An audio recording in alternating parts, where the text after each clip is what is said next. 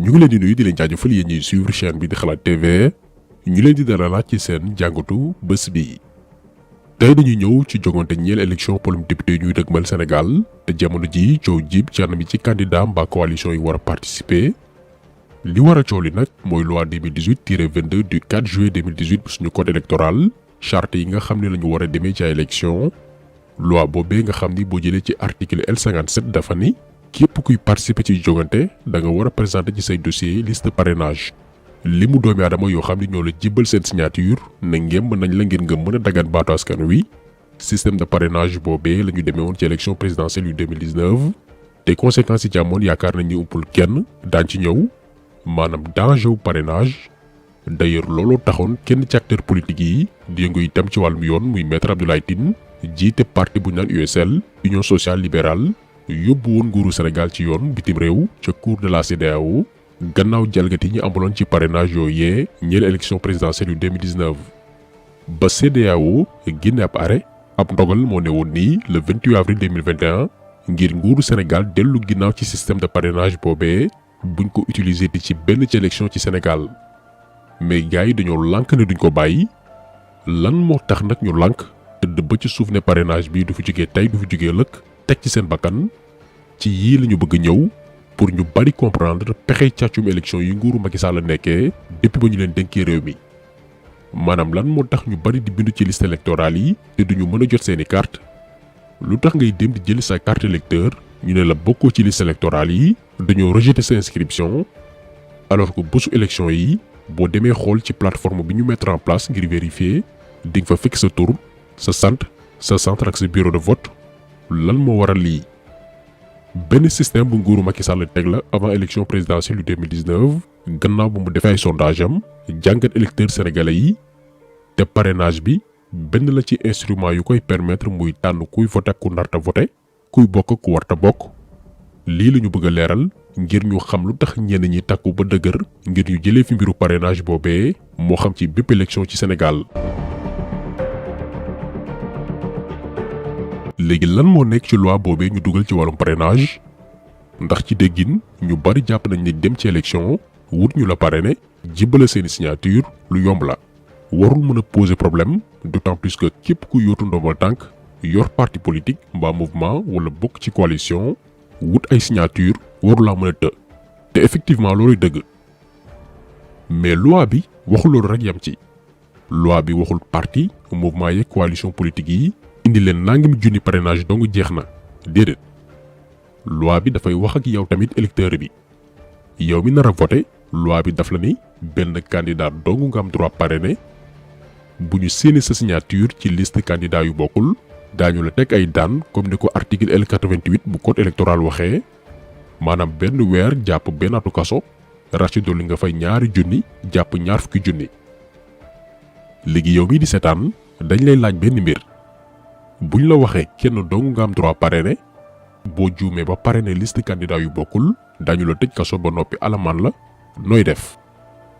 ni ngay def mooy parrainé candidat bi nga faral yam ci ki nga xam ni moom nga nar a votel bésu élection yi yow kooku ngay parrainé toog di xaar bésu élection yi nga dem sànnil ko sa carte. fii nag la problème bi nekk fii la Macky Sall la xasee jaan ci mbiru parrainage bii te ci li ñuy ñëw. boo demee ba tey ci code électoral bu Sénégal ci article L76 dafa garantir maanaam dafay xam ne ni tànneef jëm ci wàllum élection secret la kenn waru koo xam. ñu dem ba ne ba ci biir bureau de vote bi war nañu teg bépp matukaay ngir sàmm secret de vote boobee kenn bañ a xam keneen kan lay voteel. waaye lan moo xew ci parrainage bi ñu leen expliqué sànq ni mu demee nguur gi def ci dëxiñ benn caplangal ci code électoral bi code électoral boobee di la wax ni amoo droit parrainer ku dul ki nga nar a voteel parrainage bi Sénégal lii dong lay tekki dañ ko rafetal rek mais objectif bi mooy xam ku nekk kan nga nar a voteel. léegi bu opposition bi yëpp ku ci nekk boo déposé par exemple 53 000 jàpp 66 000 parrainage ca conseil constitutionnel boo jëlee présidentielle bu 2019 par exemple bu weesoo Benno Bokk Yaakaar 26 candidats déposé woon nañ seeni parrainage boo boolee parrainage opposition boobee yëpp ku ci nekk la mu déposé woon au maximum muy lu ëpp 66 000 parrainage dafay toll ci lu mu néew 1,716,000 électeurs limu doomi aadama yoo xamante ni dañu parrainé ay opposants fas yéene voté leen. lii li muy tekki mooy avant sax ñuy dem élection présidentielle yu 2019 yi Macky Sall amoon na base de données wu plus de 2,700,000 électeurs yoo xam ni leer na ko ni duñ ko voteel opposition bi la ñuy sànnil seeni carte. lii lan la juróon ci élection présidentielle yu 2019. dafa am fële conseil constitutionnel en 2019 du juge yi ñoo def liggéey bi mais ay informaticiens ñoo def liggéey bi informaticiens yooyu amuñu garantie d'indépendance wala garantie d'impartialité maanaam moom seen bopp mënuñu jàpp ne ay nit ñu moom seen bopp lañu ya nga xam ne loolu moom la juridiction war a am loolu lu koy firnaal moom mooy ñooñu ñu ngi doon dépendre ñenn ci ministre de l'intérieur wala ci yeneen nit ñi nga xam ne ñooñu ñëpp seen patron seen chef mooy Macky Sall loolu yëpp moo tax ñu jàpp ni jongante yi nga xam ne moo am 2019 du jongante yi nga xam ne nekk na jongante yu méngoog ak yelleef. li mu jur mooy comme que Sénégal ministre de l'intérieur bi nga xam ni président moo koy fal kooku mooy organiser élection Macky Sall dafay am liñ naan mainmise dafay am droit bu kenn amul ci liste électorale yi benn ak parrainage yi xam na ay millions électeurs di ko narta votel xam na ñenn ci sénégalais yi nga xam ni opposition bi la ñu fas yéene sànnil seen carte léegi ak information yii nii dafay def lu ñu naan filtre maanaam segg sepp lu bari ci potentiel électeur yooyee ñu bañ a bokk ndax ku nekk xam na ban candidat wala coalition opposition bi nga nar a votel bésu tànn bi. lii moo waraloon ci présidentielle bu 2019 mën ngaa yor sa carte électeur nga dem sa bureau de vote ñu wax la ni nekkoo ci liste électorale yi wala nga inscrit ngir am carte électeur mais sa carte doo ko mos a jot ngir xam fan nga war a voter wala buñ la ko jébalee bindal la ci ginnaaw mënoo voter fekk boobu noonu seppi nañ la ci liste électorale yi 2 mois wala 3 mois avant élection yi opposition bi itam duñu comprendre lan moo xew parce que duñ leen jox fichier électoral bi ci ni mu gën a gaawee après révision bi ngir ñu mën koo vérifier càmbar ko ba ci site internet bi nga war a vérifier ba xam bokk nga ci liste électorale yi mu déet bu élection yi desee quelques semaines wala quelques jours boo dugalee say information ngir xam sa centre ak sa bureau de vote lii lañ lay bindal souvent site bi jàppandegul moment bii nii ñoo ngi amal seeni njuñ njaaj ci liste yi booy xool bésu élection yi wala après vote yi lay disponible fekk na c'est trop tard pour dem réclamer préfecture wala commission bi ñu inscrire. nii la Macky Sall di sàccee élection yi ci Sénégal nii la sàccee élection présidentielle bu 2019 ak benn ci instrument de vol yi muy utiliser ndax xam na yeneen muy parrainage non seulement da koy permettre muy éliminer ay adversaire politique xool kuy bokk ku dul bokk mais da koy permettre mu maîtriser benn parti ci électorat opposition bi ñi nga xam ne ñoo leen nar a votel su ko defee muy xañ ay millions yu électeurs ñu sàmmonteeg li nga xamante ni mooy seen àq ak yelleef. ce qui est malheureux et dommage mooy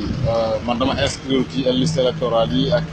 pour am sama carte d'identité depuis le 3 février 2017 ñu joxoon ma rendez-vous depuis le 14 juin 2017 que sama carte d'identité ak dinaa ci mën a jot ak sama carte électeur malheureusement ba tey ji may wax ak yéen mënuma jot sama carte électeur mënuma jot sama carte d'identité en tant que sénégalais. Parcelle la inscrire ñu ne ma demal préfecture bu Patte d'Oie ma dem demal préfecture Patte d'Oie ma dem ñu ne ma demal préfecture Dakar ma dem préfecture Dakar ñu ne ma demal Daaf donc heure bu ma génnee di ko wër chaque jour je dépense minimum 10 000 francs ci diggante taxi diggante yoon yi di dem di ñëw ba tey je n'arrive pas à avoir ma carte. loolu moo taxoon tam ñu ne Macky Sall duñ ko bàyyi ak yàlla dañuy jël loi bi jébal ko ëttu attekaay bi. ba ñu saisir ëttu attekaay bi dañ ko ñaanoon mu àddu ci nu mu gën a gaawee. ñu taxaw temb xeex ñaari at. bi ko maître Abdoulaye Tine yóbbee ci yoon ca cour de la CEDEAO dossier ba nekk nii expliqué lañ ju njaaj yi Macky Sall nekk di def ci système de parrainage bi lu bokkul ak yeneen dëkk di defee parrainage lii la CEDEAO wax. CEDEAO dafa ni ci point 104 loi bii di parrainage dafay violer li naan secret de vote maanaam électeur bi laata sax muy dem di vote ji. mënees nañoo njort kala nar a voteel mu ne nag ci point 105 nañu supprimer système bii di parrainage ndax dafay salfaañe àq ak yelleefu kii tànn waaye itam ci beneen wet dafay xañ ay candidat ñu bokk ci ay jogante comme ni ko yoon mayee. décision bii nii ñu ngi ko jël le 28 avril 2021 bi ñu weesu ci Abuja. am na diirub juróom-benni weer ci juróom-benni weer yooyu war na supprimer maanaam dindi ci nu mu gën a gaawee loi wu parrainage bi alors que Macky Sall boo xoolee nu muy doxee soppeegul loolu mu dal di fixer ay datu élection maanaam politique coup de force jaay doole la bëgg a def loolu déjà gis nañ ko ci mais surtout ci diirub juróom-benni weer boobu maanaam gën caa yéex am na d'ici le 29 octobre 2021 ci 23h59 au plus tard pour déposer rapport pour wax ne dindi na loi bi bu ko deful nag ñun mbirum xeex bi moom combat judiciaire bi pare nañ ci dañuy jàpp ni Macky Sall moom loolu dafa nekk ci benn posture politique maanaam day défiance day araftu day jéem a jaay doole askan bi. élection législative yi di ñëw système de parrainage yi boobee la ñuy demee donc tey bu fekkee ni dafa am benn président ci CEDEAO bu ñu war a wañaar loxoom Macky Sall mii la mais comme que kuréel gi ab mbootaay la buy protéger ay président dictateur ndax boo xoolee Macky Sall lii mu nekk di def coup d'état politique la coup d'état constitutionnel la salfaañe yoon la mais boo xoolee dara du ko ci fekk parce que ci syndicat bi la bokk Macky Sall c'est un hors la loi respecté wul faalewul yoon lu dul bu fekkee ni dafay defar ay mbiram léppam sàcc la njuuj njaaj ak tàppale c'est la même personne nag ngay gis mu naan dafay jox ay leçon de démocratie réew ci mel ni Mali Burkina wala Centrafrique alors que setul bay digle càngaay kon tax solo bi tey loolu la woon ñu ngi leen di gërëm di leen jaajëfal di leen di rajo incha allah benn yoon ci beneen jàngat jaa ngeen jëf